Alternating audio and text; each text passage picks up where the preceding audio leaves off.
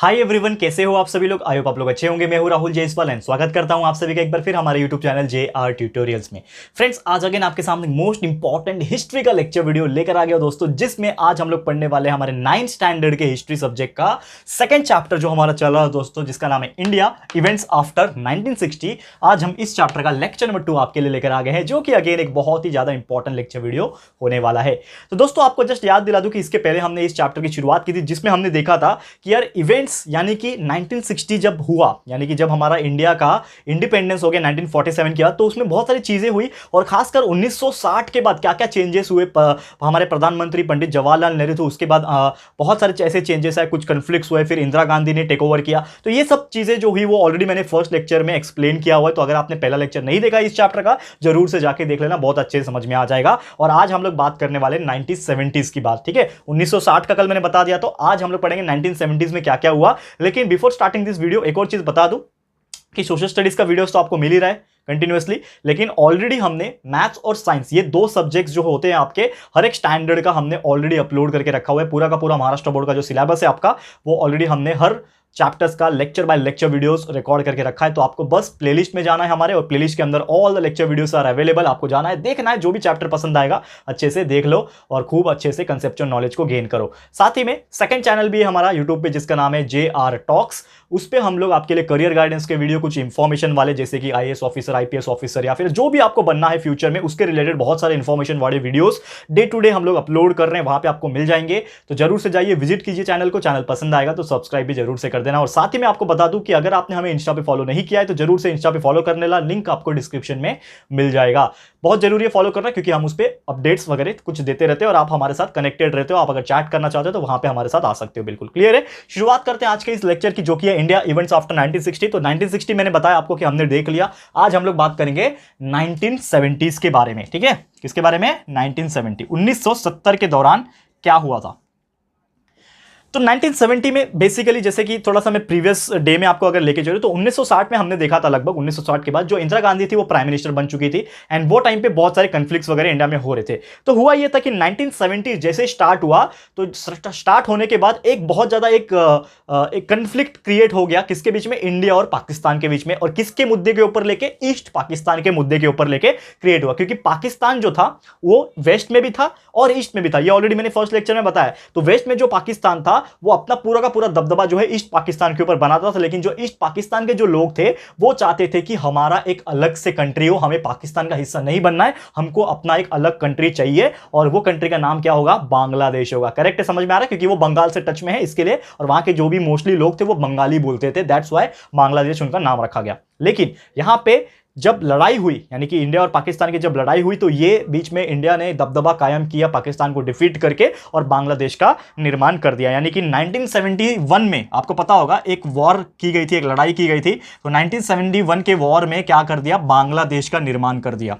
एक लड़ाई में बांग्लादेश जो है वो क्रिएट किया गया, बांग्लादेश जो कंट्री है वो बन गया, ठीक है। और बांग्लादेश क्या था? एक इंडिपेंडेंट कंट्री था। यानी कि अब पाकिस्तान का कोई भी जोर जबरदस्ती ईस्ट पाकिस्तान के ऊपर नहीं चलेगा, क्योंकि अब ईस्ट पाकिस्तान नाम का कोई चीज नहीं रहा। अब ईस्ट पाकिस्तान को नामकरण कर दिया गया था बांग्लादेश, जो कि एक इंडिपेंडेंट कंट्री था। और वो किसके वजह से पॉसिबल हुआ? Because of the Indian country. And खासकर जो हमारे प्राइम मिनिस्टर थे वो टाइम पे बहुत ज्यादा उन्होंने एफर्ट लगाया था ये चीज को, एंड दबदबा बनाया था इंदिरा गांधी ने, ठीक है ना। तो जो प्राइम मिनिस्टर का जो रोल था इसमें, बहुत ही ज्यादा स्ट्रॉन्ग लीडरशिप उन्होंने दिखाया था। एक बोलते हैं ना एकदम स्ट्रॉन्ग प्राइम मिनिस्टर थी वो। तो उन्होंने बहुत बड़ा एक रोल क्रिएट किया उसमें, और साथ ही में एक इंडियन पॉलिसी का यहां पे उन्होंने यूज करके, वो टाइम पे क्या चल रहा था कि एटॉमिक एनर्जी बहुत ज्यादा फॉर्म में आ गया था। यानी कि जो अलग अलग कंट्रीज थे वो एटॉमिक एनर्जी का यूज करना सीख गए थे।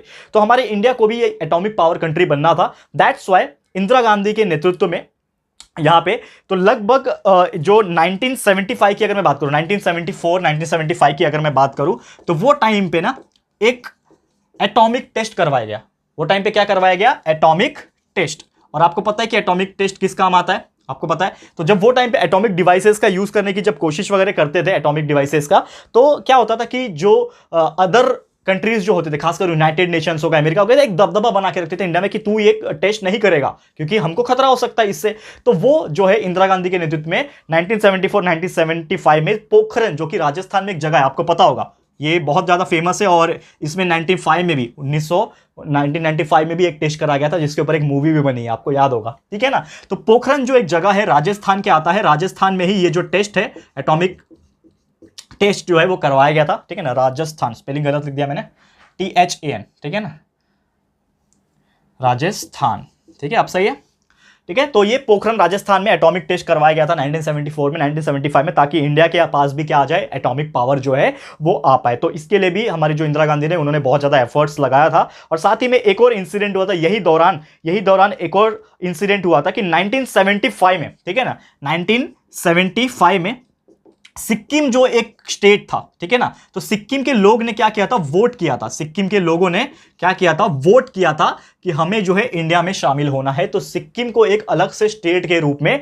इंडिया में शामिल कर दिया था, क्योंकि देखो ये सब जो स्टेट्स है ना वो एक इंडिपेंडेंट थे पहले। ये इसमें कुछ अलग अलग लोग अपना पॉलिटिकल पार्टी बना के अलग अलग से रहते थे और ये इंडिया का एक पार्ट नहीं हुआ करता था। लेकिन 1975 में सिक्किम के लोगों ने वोट किया और बोला कि यस, हमें इंडिया का पार्ट बनने में कोई भी परेशानी नहीं है, और इंडिया के फेडरेशन में वो शामिल हो गए थे। कब? 1975 में, ठीक है ना। और एक फुल फ्लेज स्टेट बन गया था, हमारे इंडिया का एक पार्ट बन गया था। कौन? सिक्किम, जो कि नॉर्थ ईस्ट में आता है, आपको पता ही होगा, ठीक है ना। उसके बाद क्या हुआ कि ये जो दशक था, ये जो फेज था 1970 का जो टाइम था पूरा, तो उसके दौरान एक और चीज हुआ कि जो पॉलिटिकल सिचुएशन था ना हमारे इंडिया में, अगर मैं बात करूं तो पॉलिटिकल सिचुएशन बहुत ज्यादा अनस्टेबल हो गया था, क्योंकि इसमें बहुत सारी कठिनाइयां का सामना करना पड़ रहा था गवर्नमेंट को। तो पॉलिटिकल सिचुएशन क्या हो गया था, अनस्टेबल हो गया था, जिसके वजह से क्या हो गया, अनस्टेबल होने की वजह से कि जो इलाहाबाद जो हाई कोर्ट था वो टाइम पे, उन्होंने एक स्टेटमेंट दिया था इंदिरा गांधी के ऊपर कि आपने इस गवर्नमेंट का मिसयूज किया है ताकि आप अपना कैंपेन चला सको। तो जो इलाहाबाद हाई कोर्ट था, उन्होंने एक अपना वर्डिक्ट दिया था, स्टेटमेंट कहा था कि ये जो गवर्नमेंट अभी चल रही है, जो कि लीड कर रही है इंदिरा गांधी, उन्होंने अपने फायदे के लिए सरकार को यूज किया है और अपने हिसाब से कैंपेनिंग चलाई। क्योंकि देखो सरकार किसी की नहीं होती है, सरकार जो होती है उसको एक तरीके से आप रूल्स एंड रेगुलेशन का प्रकार के सामना करके करना पड़ता है, यानी कि वो खुद का मनमानी नहीं कर सकती। लेकिन ऐसा इलाहाबाद हाईकोर्ट ने कहा था कि ये जो गवर्नमेंट थी, इंदिरा गांधी की जो गवर्नमेंट थी 1970s के दशक में, उन्होंने बहुत ज्यादा मिसयूज किया गवर्नमेंट को और अपने हिसाब से फायदा पहुंचाया है, अपने इसमें किया है काम। तो ये सब चीजें जिसके वजह से क्या होने लगा, अब लोग भड़क उठेंगे कि यार ये सरकार अच्छी नहीं है। फॉर एग्जाम्पल आज के डेट में जो भी सरकार है हमारी, अगर वो अपने फायदे के लिए कुछ भी करे और देश के बारे में ना सोचे या फिर एक आम इंसान के बारे में ना सोचे और गवर्नमेंट का मिसयूज करे, तो आज हम क्या करेंगे, ऑब्वियसली हम करेंगे प्रोटेस्ट एंड स्ट्राइक। तो वो जमाने में क्या हो गया, जब गवर्नमेंट अनस्टेबल हो गई तो उसके लिए बहुत ज्यादा प्रोटेस्ट होने लगे। जब पता चला कि गवर्नमेंट ने मिसयूज किया है, जब इलाहाबाद ने कोर्ट ने बोला कि आपने मिसयूज किया और एक स्टेटमेंट कह दिया, तो लोगों को जब पता चला इसके बारे में तो बहुत सारे दंगे होने लगे, स्ट्राइक होने लगे एंड बहुत ज्यादा आंदोलन भी होने लगे। तो जिसके से क्या हो गया, एक बड़ा संकट आ गया देश के ऊपर। देश के ऊपर क्या आ गया, एक बहुत बड़ा संकट आ गया। और यही सिचुएशन के दौरान क्या हो गया कि ना बहुत ज्यादा कॉम्प्लिकेटेड मूवमेंट सब शुरू हो गए, यानी कि एक तरीके से दंगे फसाद, बहुत ज्यादा ऐसे अनस्टेबिलिटी आ गई पूरे के पूरे गवर्नमेंट सिस्टम के अंदर भी, लोगों के अंदर भी और पूरे देश के अंदर भी। जिसके वजह से क्या हुआ कि एक तरीके से आंदोलन चलाया गया जयप्रकाश नारायण द्वारा। और ये जो सिचुएशन था लॉ एंड ऑर्डर का, ये बहुत ज्यादा खराब होते जा रहा था। यानी कि हमारे कंट्री में ये जो नियम कानून जो रूल्स होते हैं, ठीक है ना, ये सब की धज्जियां उड़ाई जा रही थी। यानी कि एक तरीके से कोई मानने को तैयार नहीं और हर तरीके का यहां पे आंदोलन वगैरह सब क्रिएट हो गया था अगेंस्ट द गवर्नमेंट। ये चीज आपको ध्यान में रखना है, ठीक है। तो उसके बाद क्या हो गया कि ये बहुत ज्यादा ना एक तरीके से डिस्टर्बिंग हो गया था और गवर्नमेंट कंट्रोल नहीं कर पा रही थी, ये सब चीज को रोक नहीं पा रही थी। तो गवर्नमेंट ने क्या किया, सबसे बड़ा चीज किया जो कि आज तक हमारे इतिहास में है, आज तक हमारे हिस्ट्री में ऐसा सिर्फ एक ही बार हुआ है, जो कि था दोस्तों, गवर्नमेंट ने लगा दिया पूरे कंट्री के अंदर नेशनल इमरजेंसी। ये तो नाम सुना ही होगा यार आप लोग में, अगर आप लोग थोड़ा भी हिस्ट्री के बारे में जानकारी रखते हो तो एक नेशनल इमरजेंसी लगा दिया। What do mean by national emergency? National emergency मतलब आज के डेट में आप बोलते हो ना कर्फ्यू लग गया है, जैसे कोविड-19 की वजह से कर्फ्यू लगा दिया जाता है कि आप बाहर नहीं निकल सकते, वैसे ही समझ लो। लेकिन कर्फ्यू में भी 3 से 4 आदमी निकल सकते हैं। लेकिन ये जो नेशनल इमरजेंसी था, इसमें क्या होता है, जितने भी लोगों के आम नागरिक के जो राइट्स होते, जो फंडामेंटल राइट्स होते, वो सब खत्म कर दिए गए, रिस्ट्रिक्ट कर दिए गए। कोई भी इंसान बाहर नहीं निकल सकता, घर के बाहर निकला तो सीधा जेल में and other strict actions and बहुत सारी चीजें होने लगी यार। मिलिट्री सड़कों पे आ गई थी, आप सोच सकते हो फिर इतना ज्यादा खतरनाक चीज हो चुका था नेशनल इमरजेंसी के दौरान। और किसने किया था? वो टाइम पे जो गवर्नमेंट थी, इंदिरा गांधी की जो गवर्नमेंट थी, उन्होंने ये सब चीज किया था एंड करना पड़ा था बिकॉज जो पब्लिक थी वो आउट ऑफ कंट्रोल हो गई थी। So that to control that situation, government has decided to declare the national emergency all the nation wide, ठीक है ना, पूरे देश में उन्होंने क्या कर दिया, नेशनल इमरजेंसी लगा दिया। जिसके वजह से क्या हो गया कि ये जो खतरनाक जो पीरियड था, ये जो पीरियड था वो टाइम पे क्या हो गया कि पूरे फंडामेंटल राइट जो एक आम इंसान का, जो इंडियन सिटीजन का एक हक होता है कि हम अपने लिए फ्रीडम, मतलब आजादी तो मिल गई थी ना, तो हम अपने हिसाब से जो करना चाहे वो कर सकते हैं, आज हमारे पास फ्रीडम है ना, तो वो जो फ्रीडम था वो भी उनसे छीन लिया गया था एंड बहुत सारी चीजें हो गई थी, लेकिन ह्यूमन राइट्स को बहुत ज्यादा रिस्ट्रिक्टेड भी कर दिया गया था। तो जो पीरियड था नेशनल इमरजेंसी, ये 3 साल चला लगभग। कहां से कहां तक चला?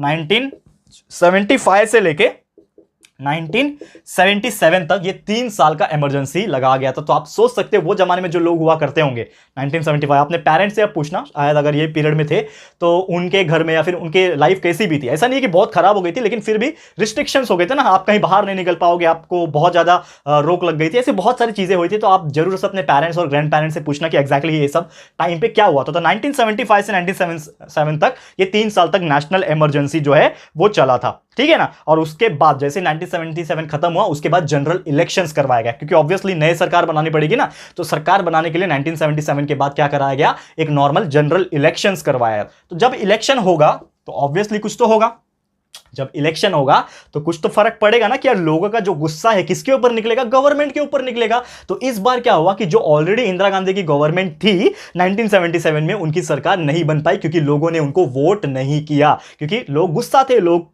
को तकलीफ हुई थी। तो इसके लिए जो लोग थे वहां पे, इस बार इंदिरा गांधी की सरकार को वोट नहीं मिला। और इस बार क्या हो गया कि जो अपोजिशन पार्टी के जो लीडर्स थे, पता है ना आपको अपोजिशन पार्टी मतलब क्या होता है? एक पार्टी होती है जिनका सरकार होती है, जैसे कांग्रेस की सरकार थी, इंदिरा गांधी कौन थी? कांग्रेस की सरकार थी, तो उनके लीडर्स वो टाइम पे प्राइम मिनिस्टर थे, उनकी सरकार थी। लेकिन जब 1977 के बाद इमरजेंसी को ओपन किया गया, फिर से जनरल इलेक्शंस करवाए गए, तो वो टाइम पे लोगों ने उनको वोट नहीं किया। तो वो ही जो टाइम पीरियड था उसका फायदा उठा के जो अपोजिशन लीडर्स थे, अपोजिशन पार्टी के जो लीडर्स थे, उन्होंने मिलकर एक अलग से पार्टी का निर्माण किया था और वो पार्टी का उन्होंने नाम रखा था जनता पार्टी, ठीक है ना। क्या नाम रखा था? जनता पार्टी। आपको कुछ हिंट मिल रहा होगा ये पार्टी का नाम सुन के, ठीक है ना। तो जनता पार्टी का नामकरण किया गया, एक नया पार्टी का निर्माण हुआ। और ये दौरान, ये टाइम पीरियड में क्या हो गया कि जब लोग ने देखा कि यस एक और पार्टी है जिसको हम वोट कर सकते हैं, तो उन्होंने ये पार्टी को वोट किया और कांग्रेस को वोट नहीं किया, जिसकी वजह से इंदिरा गांधी की सरकार हार गई और वो सत्ता नहीं बना पाई, वो अपनी सरकार जो है वो नहीं बना पाई। करेक्ट है। और वो टाइम पे जनता पार्टी को जब वोट किया गया और जनता पार्टी का ही वोट जब मिल जाएगा तो उसके ही कोई तो प्राइम मिनिस्टर बनेगा, तो वो टाइम पे मोरारजी देसाई जो थे वो प्राइम मिनिस्टर बनाए गए। कौन थे वो? मोरारजी देसाई जनता पार्टी के लीडर थे, ठीक है ना, मोरारजी देसाई।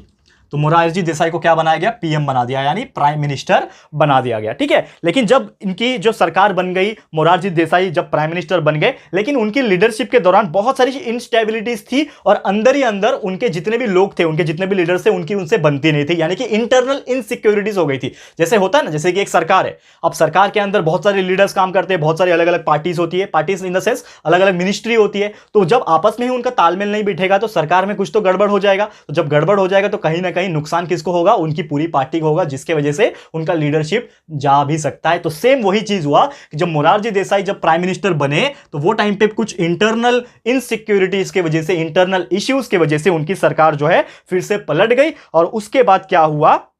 चरण सिंह ने उनको सक्सीड कर लिया, यानी कि उनके बाद कौन प्राइम मिनिस्टर बन गए? चरण सिंह उनको ओवरटेक करके क्या बन गए? प्राइम मिनिस्टर बन गए, ठीक है ना, सिंह। समझ में आ रहा है दोस्तों? मोरारजी देसाई का यहां पे पार्टी एक तरीके से इंटरनल इश्यू की वजह से खत्म हो गया और चरण सिंह जो है वो न्यू प्राइम मिनिस्टर वहां पे बन गए। लेकिन यहां पे उनकी भी जो पार्टी थी, उनकी भी जो पीएम का जो लाइफ स्पैन था वो बहुत ही कम था, बहुत ही छोटे समय तक लाइफ स्पैन था। और उसके बाद फिर से एक बार और 1980 के दौरान, 1980s के बाद वहां पे फिर से एक बार इलेक्शन करवाया गया और लोगों ने देखा यार देयर इज नो ऑप्शन कि किसी की भी सरकार जो है यहां पे स्टेबल नहीं है। देखा जाए तो उन्होंने किसके ऊपर ट्रस्ट किया था? जनता पार्टी के ऊपर ट्रस्ट किया था। मोरारजी देसाई, उनकी भी सरकार टिकी नहीं ज्यादा, चरण सिंह आए, उनकी भी सरकार टिकी नहीं। तो उन्होंने जब 1980s में फिर से जब इलेक्शन करवाया गया तो वो टाइम पे उनके पास जो ऑप्शन नहीं था, तो फिर से वो टाइम पे कौन आ गया दोस्तों? कांग्रेस की सरकार आ गई। और कांग्रेस की सरकार आ गई, इसका मतलब फिर से एक बार और इंदिरा गांधी जो थी वो क्या बन गई दोस्तों? पीएम बन गई। यानी इंदिरा गांधी फिर से जो है एक बार क्या बन गई? प्राइम मिनिस्टर जो है बन गई 1980s में। क्लियर है दोस्तों, ये चीज आपको समझ में आ गया। एंड फिर से वो पार्टी में शामिल होके, पार्टी में मतलब पावर में शामिल हो गई, और फिर से उनकी जो सरकार है वो चलने लगी 1980s के दौरान। क्लियर है, समझ में आ गया दोस्तों। तो यही था दोस्तों हमारा आज का लेक्चर वीडियो, जिसमें हमने आपको बताया कि 1960s में तो क्या हुआ था, हमने ऑलरेडी प्रीवियस लेक्चर में देखा था, और कुछ हिंट हमने आपको बताया। तो 1970 में ये सब चीज हुई थी जो मैंने आज पूरा आपको बताया, चाहे वो बांग्लादेश निर्माण करना हो, पाकिस्तान के साथ वॉर हो, एटॉमिक टेस्ट हो राजस्थान पोखरण में, चाहे वो सिक्किम का शामिल होना हो, चाहे वो स्ट्राइक हो, दंगे हो, चाहे वो नेशनल इमरजेंसी लगना हो, बहुत सारी ऐसी चीजें हमने देखी कि ये 10 साल के बीच में इतनी सारी चीजें हमारे इंडिया में हुई थी। क्लियर है दोस्तों। तो उम्मीद करता हूं कि आपको समझ में आ गया होगा कि क्या क्या चीजें हुआ इस दौरान, और उम्मीद करता हूं कि हर चीज आपको क्लियर हो गया होगा। तो डेफिनेटली आपको बहुत अच्छे समझ में आ गया होगा। तो आज का लेक्चर यहीं पे स्टॉप करूंगा। आने वाले दिनों में यानी लेक्चर नंबर 3 जब लेकर आऊंगा, उसमें हम लोग और आगे का, यानी 1970 तक तो हमने देख लिया, फिर आएगा 1980। तो 1980s में क्या होगा, 1980s के बाद क्या होगा, ये सब चीज ज्यादा जानकारी के लिए आपको बस बने रहे हमारे साथ, और लेक्चर नंबर 3 जैसे लेके आऊंगा वैसे आपको पता चल जाएगा। तो बस बने रहो, जल्द से जल्द आपके सामने आ जाऊंगा लेके लेक्चर हमारा। ठीक है, तो आपको ये पूरा वीडियो कैसा लगा दोस्तों, प्लीज हमें कमेंट करके बताना। कुछ इंपॉर्टेंट पॉइंट्स अगर लिखना चाहते हो तो आप लिख भी सकते हो। तो हमें जरूर से अपनी राय और सजेशन कमेंट करके बताइएगा। वीडियो पसंद आया, अच्छा लगा दोस्तों, तो प्लीज वीडियो को लाइक भी कीजिएगा, शेयर जरूर से करना अपने सारे फ्रेंड्स एंड रिलेटिव्स को, फटाफट से शेयर कर देना, बहुत मेहनत कर रहे हैं आपके लिए। ठीक है, तो जरूर से शेयर कर देना, उनको भी बोलना आगे शेयर करने के लिए। तो फटाफट से शेयर कर दे। एंड दोस्तों, अगर आपने हमारे इस चैनल को अभी तक सब्सक्राइब नहीं किया है तो फटाफट से हमारे इस चैनल को सब्सक्राइब भी कर देना। साथ में एक बेल आइकन होता है, उसको भी प्रेस कर देना, ताकि जब भी हम लोग फ्यूचर में कोई भी वीडियोस को अपलोड करेंगे आप लोग को नोटिफिकेशन मिलती रहेगी। ठीक है फ्रेंड्स, तो मिलते हैं हमारे अगले वीडियो में। ये वीडियो देखने के लिए thank you and good bye.